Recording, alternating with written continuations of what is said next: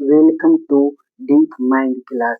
तो आज हम लोग देखने वाले हैं वैक्यूम्स के बारे में। वैक्यूम्स क्या होता है और यहाँ कहाँ पर किसमें प्रेजेंट होता है उसको बारे में आज हम देखेंगे। तो चलिए हम शुरू करते हैं आज हम वैक्यूम के बारे में। वैक्यूम क्या होता है? ये क्या है? सेल है। ये क्या है? सेल है। ये क्या है? सेल है। और ये क्या है? साइटोप्लाज्म है। ये क्या है? साइटोप्लाज्म है। ये जो आप लोग को ये जो स्ट्रक्चर दिख रहा है, ये वाला जो फिगर दिख रहा है, इसी को हम क्या कहते हैं? वैक्यूल कहते हैं। इसको हम क्या कहते हैं? वैक्यूल कहते हैं। किसको कहते हैं? इसको क्या कहते हैं? हम वैक्यूल कहते हैं। इसमें जो क्या है? वैक्यूल्स है। इसमें क्या होता है? सिंगल मेम्ब्रेन होता है। ये क्या है? Single membrane. डबल मेम्ब्रेन नहीं, मतलब एक ही लेयर होता है। एक ही सिंगल मेम्ब्रेन, मतलब एक लेयर होता है, सिंगल होता है। और हम इसको क्या कहते हैं? Selectively permeable. मतलब क्या कहते हैं? सिलेक्टिव परमेबल मतलब क्या होता है? जो इसको जरूरी, जो चीज का इसको जरूरी होता है, जिसका आवश्यकता होता है, उसी को अंदर आने देता है। और जिसका जरूरी, जिसको नहीं होता, उसको वो आने नहीं देता है।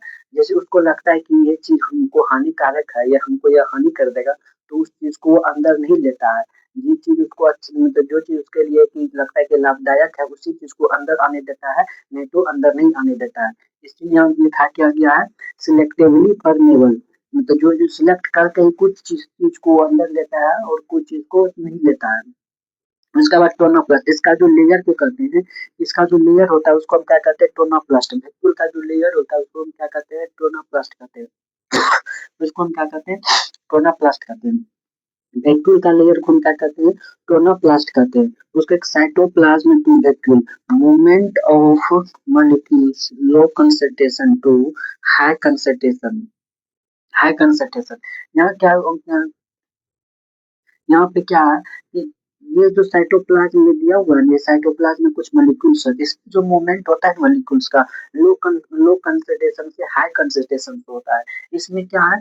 यहाँ साइटोप्लाज्म में, साइटोप्लाज्म में क्या कम है? इसमें क्या होता है? साइटोप्लाज्म में मूव होगा किसमें? वैक्यूल से। मतलब कि जो भी मतलब कि मॉलिक्यूल्स पार्टिकल्स जो साइटोप्लाज्म में प्रेजेंट है, साइटोप्लाज्म में प्रेजेंट है, उसका मूवमेंट जो होता है साइटोप्लाज्म में किस में होता है? वैक्यूल्स में होता है।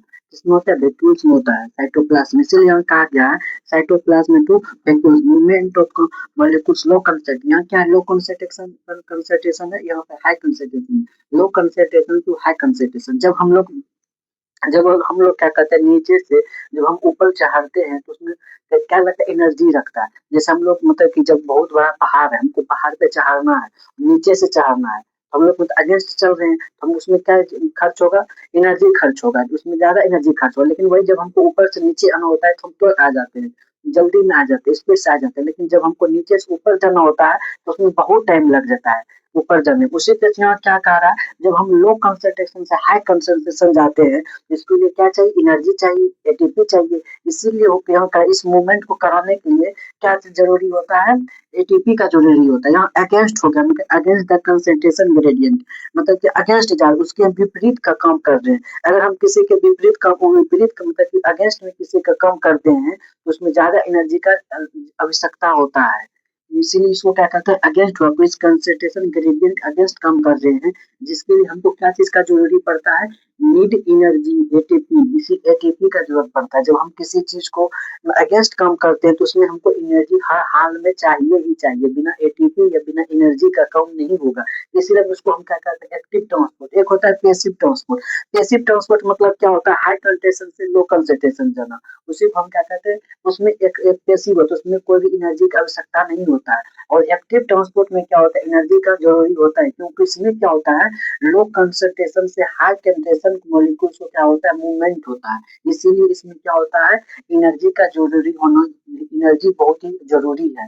और उसका लिक्विड रीजन इन वैक्यूल, इस वैक्यूल का जो लिक्विड रीजन है, इस वैक्यूल का जो लिक्विड रीजन, उसको हम क्या कहते हैं? शेप करते हैं, एस ए पी। उसको हम क्या कहते हैं? शेप करते हैं। इस लिक्विड का जो मतलब लिक्विड मतलब लिक्विड बोलते हैं, वैक्यूल के अंदर में जो भी लिक्विड रीजन, उसको हम शेप करते हैं। उसमें क्या क्या हो सकता है? जैसे कि H2O हो सकता है, साल्ट हो सकता है, प्रोटीन्स हो सकता है, शुगर हो सकता है, एमिनो एसिड्स हो सकता है। ये सब वैक्यूल्स के अंदर में प्रेजेंट हो सकता है।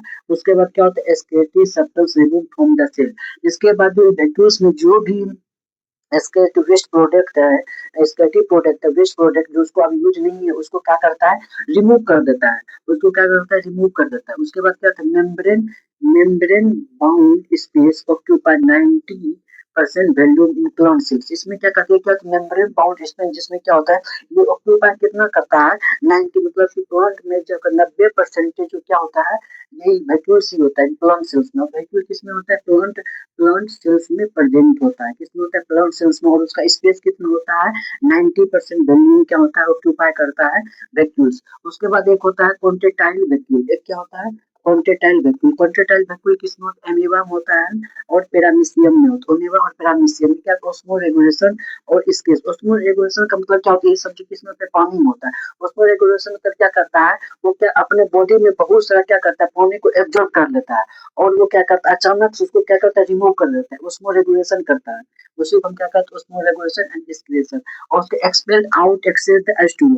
और क्या करता है, वो बहुत मात्रा में क्या करता है, अपने अंदर क्या करता है, अपने बॉडी में वाटर को एब्जॉर्ब कर लेता है, और उसको अचानक से क्या करता है, रिमूव कर देता है। इसी में क्या करते हैं, हम कॉन्ट्राइल वैक्यूल्स करते हैं। एक होता है फूड वैक्यूल। फूड वैक्यूल किसमें होता है, फूड वैक्यूल होता है प्रोटिस्टा में। किसमें होता है, प्रोटिस्टा में। ये क्या, एक सेल है, ये जो सेल है, ये क्या है, सेल है, इसका आउटर में सेल मेम्ब्रेन। और ये जो दिख रहा है, ये क्या, फूड है, इसको खाना होता है। खाना होगा तो पहले क्या करता है, अपना शेप को चेंज करेगा। शेप जब ये चेंज किया तो फूड कहाँ पे, यहाँ पे आ गया।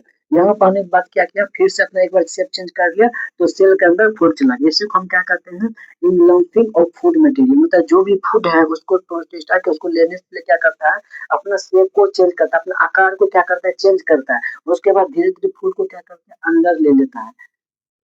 आप लोग को अगर समझ में आ गया हो तो आप लोग इसका एक बार स्क्रीन शॉट ले लीजिए।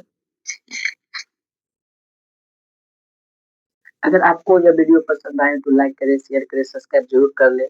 हम डेली इसी डीप माइंड क्लास पे हर एक टॉपिक को डिस्कस करने वाले हैं। Thank you.